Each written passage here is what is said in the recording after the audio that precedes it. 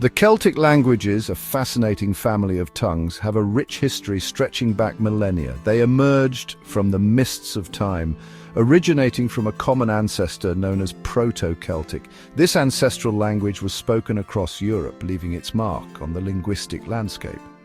The Celts, a diverse group of people, spread across Europe in the Iron Age, carrying their language with them. Their influence can be seen in place names, archaeological finds, and of course in the languages that still survive today.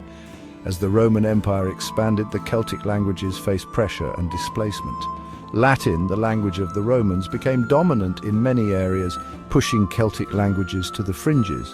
Despite this, the Celtic tongues endured, finding refuge in the westernmost reaches of Europe.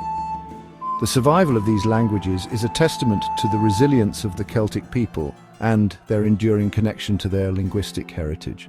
They stand as a reminder of the deep history and cultural richness of the Celtic world.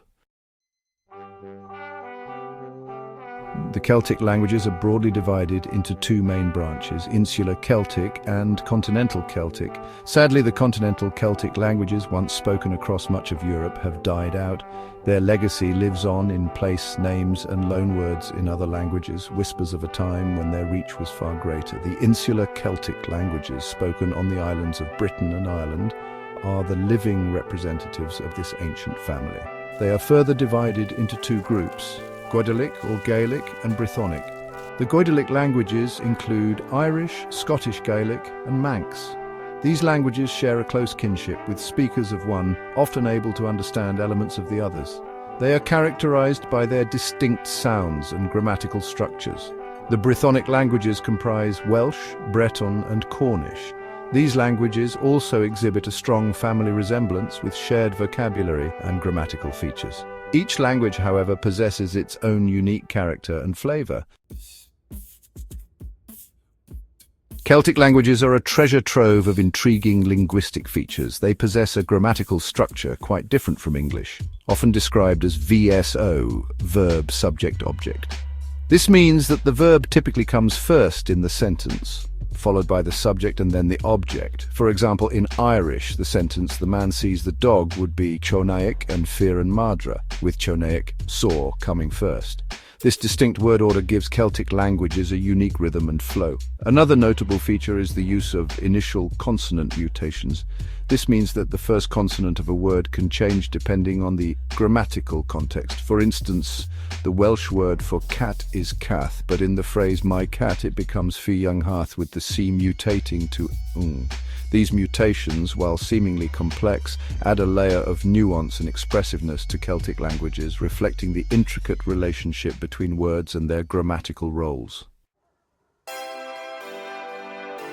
As Section 4, the Celtic voice. Today, where are these languages spoken? Today, the Celtic languages are spoken in pockets across northwestern Europe, primarily in Ireland, Scotland, Wales, Brittany in France, and the Isle of Man. While they have faced challenges in the past, they continue to be living languages, spoken in homes, communities, and cultural events. Irish, the official language of the Republic of Ireland, has experienced a resurgence in recent years, with growing numbers of people learning and using the language. Scottish Gaelic, spoken in the Scottish Highlands and Islands, also benefits from government support and cultural initiatives. Welsh, with its stronghold in Wales, boasts a significant number of speakers and enjoys official status alongside English. Breton, spoken in Brittany, France, has faced a decline in speakers but benefits from language revitalization efforts. Manx, the language of the Isle of Man, sadly went extinct in the 20th century.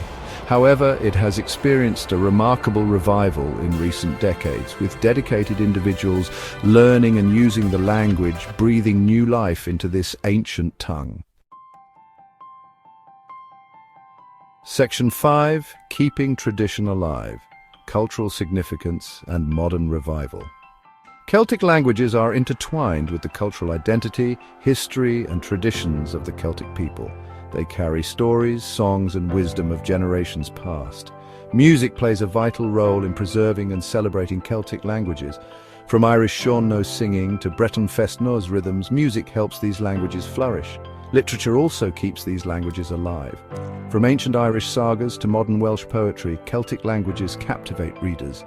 Efforts to preserve Celtic languages include immersion schools and community classes. Cultural events raise awareness and foster love for these languages. Technology aids language learning with apps and online dictionaries.